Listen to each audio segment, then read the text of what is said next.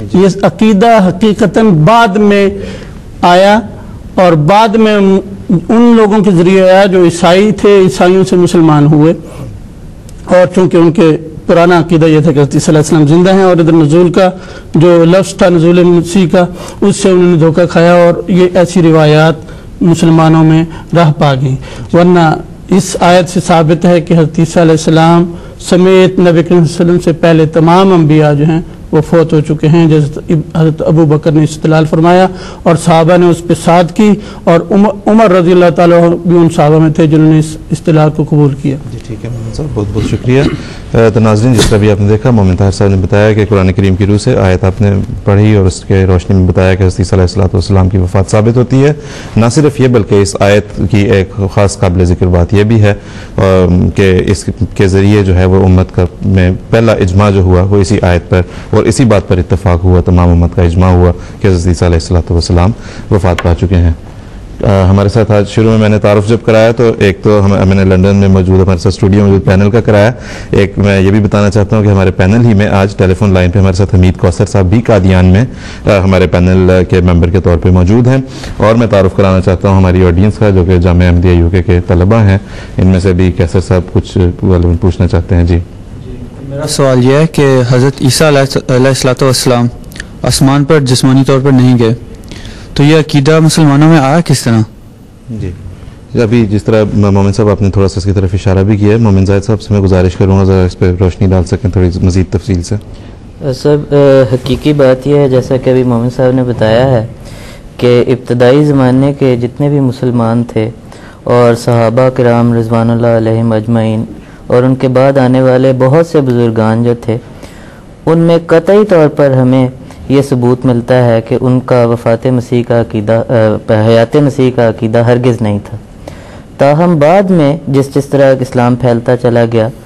اور عیسائی حضرات بھی اسلام قبول کرتے گئے،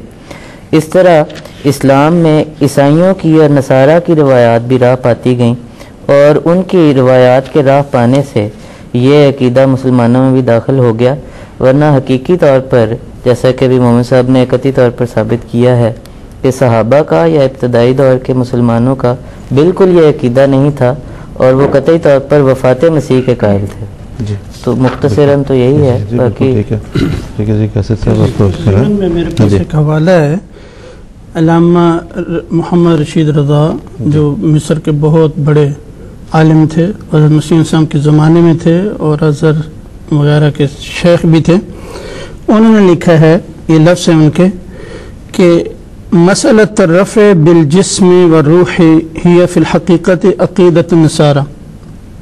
کہ حضرت عیسیٰ علیہ السلام کا جسم و روح کے ساتھ رفع کا جو عقیدہ ہے یہ فی الحقیقت نصارہ کا عقیدہ ہے۔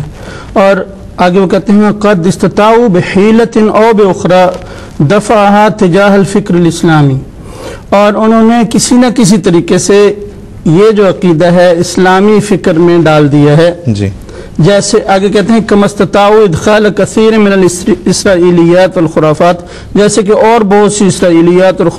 خرافات ان نے اسلامی عقائد میں ڈال دی ہیں جان بوجھ کے۔ جی ٹھیک، بہت شکریہ۔ سر ایک بات میں ذکر کرنا چاہتا ہوں کہ ہم چونکہ موضوع شروع ہو چکا ہے، ہم مختلف دلائل کا ذکر کر رہے ہیں، اور خود میں نے بھی ذکر کیا کہ قرآن مجید میں اللہ تعالیٰ نے 30 آیات ایسی بیان فرمائی ہیں۔ تو یہاں یہ بات ایک قابل ذکر ہے کہ حقیقت میں یہ ایک ایسا سادہ مسئلہ ہے، مشکل تو ضرور ہے بعض لوگوں کے لیے، لیکن اتنا سادہ مسئلہ ہے کہ اس پہ ہمیں حضرت عیسیٰ علیہ السلام کے فوت ہونے کی کسی بھی دلیل دینے کی عقلاً ضرورت نہیں ہونی چاہیے۔ وہ اس لیے کہ ہر انسان کے لیے مرنا ایک طبی بات ہے۔ قرآن مجید میں ذکر ہے کل نفس ذائقۃ الموت، کہ ہر جان نے بالآخر مرنا ہے، ہر بشر جو دنیا میں پیدا ہوتا ہے اس نے اس دنیا سے گزرنا ہے۔ تو حقیقت میں تو چونکہ حضرت عیسیٰ علیہ السلام ایک بشر تھے، ایک رسول تھے، اس دنیا میں پیدا ہوئے،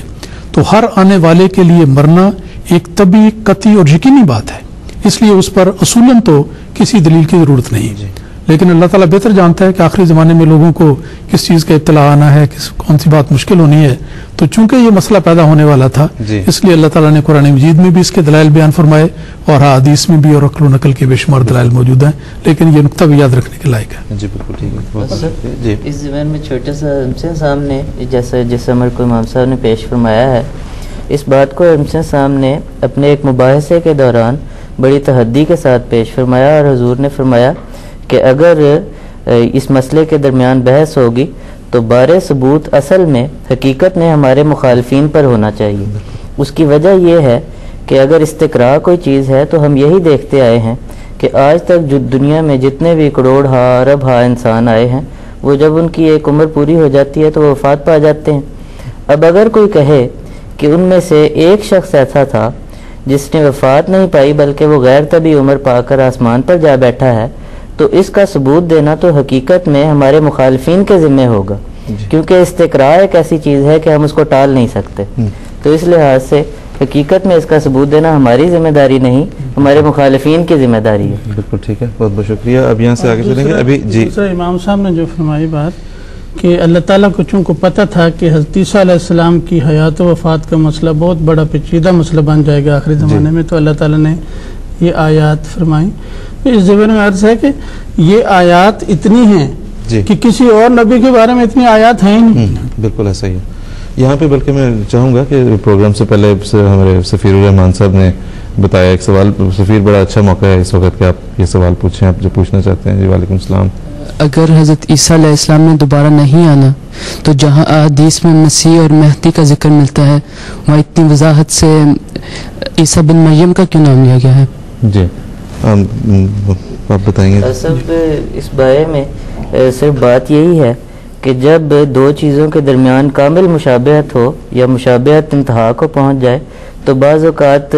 اس ایک پہلی چیز کا نام دوسری چیز کو دے دیا جاتا ہے، جیسا کہ اور یہ عام محاورے کا، زبان کے محاورے کا ایک عام طریق ہے۔ جیسے اگر کوئی بہت زیادہ سخی ہو تو اسے حاتم طائی کہہ دیا جاتا ہے، اسی طرح کیونکہ حاتم طائی ایک بڑے سخی مشہور انسان گزرے، تو اسی طرح حضرت اقدس مسیح موعود علیہ الصلوۃ والسلام کا قیامت کا جو مقصد تھا وہ حضرت عیسیٰ علیہ الصلوۃ والسلام سے اس قدر مشابہت رکھتا تھا کہ حضرت نبی کریم صلی اللہ علیہ وسلم نے تمام احادیث میں اس آنے والے کو مسیح ابن مریم یا عیسیٰ ابن مریم یا مسیح کا نام دیا ہے، کیونکہ دونوں وجودوں میں، دونوں وجودوں کے کام میں، دونوں وجودوں کے جو مقصد تھا ان کی آمد کا، اس میں کامل مشابہت تھی۔ حضرت اقدس مسیح موعود علیہ الصلوۃ والسلام نے اس ضمن میں ایک حوالہ حضور کا جو بڑا اہمیت کا عمل ہے وہ میں ناظرین کے سامنے پیش کر دیتا ہوں۔ حضور فرماتے ہیں کہ اس عاجز کی فطرت اور مسیح کی فطرت باہم نہایت ہی متشابہ واقع ہوئی ہے، گویا ایک ہی جوہر کے دو ٹکڑے ہیں یا ایک ہی درخت کے دو پھل ہیں۔ یوں کہ مسیح ایک کامل اور عظیم الشان نبی یعنی موسیٰ کا تابع اور خادم دین تھا،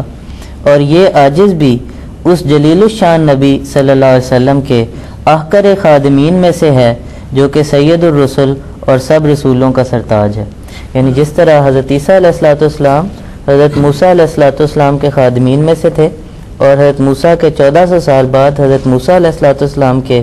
دین کی تجدید کے لیے مبعوث ہوئے تھے، اسی طرح حضرت اقدس مسیح موعود علیہ الصلوۃ والسلام حضرت اقدس محمد مصطفیٰ صلی اللہ علیہ وسلم کے احقر خادمین میں سے ہیں، اور آپ کے دین کی تجدید کے لیے آپ کی طرف سے حکم پا کر 1400 سال بعد اسی مدت کے بعد آپ بھی مبعوث ہوئے اور آپ نے اسلام کی تجدید کا مقدس فریضہ سر انجام دیا۔ جی بہت شکریہ مومن سعید صاحب، یہ تھا ہمارے سفیر الرحمان صاحب کے سوال کا جواب۔ ابھی ہم جو گفتگو ہم اس موضوع پہ کر رہے ہیں اس کی طرف ہم اب جو اپنے وقفے کی طرف تھوڑی دیر بعد ہم جائیں گے تو واپس آ کے اس کو وہیں سے گفتگو کو آغاز کریں گے۔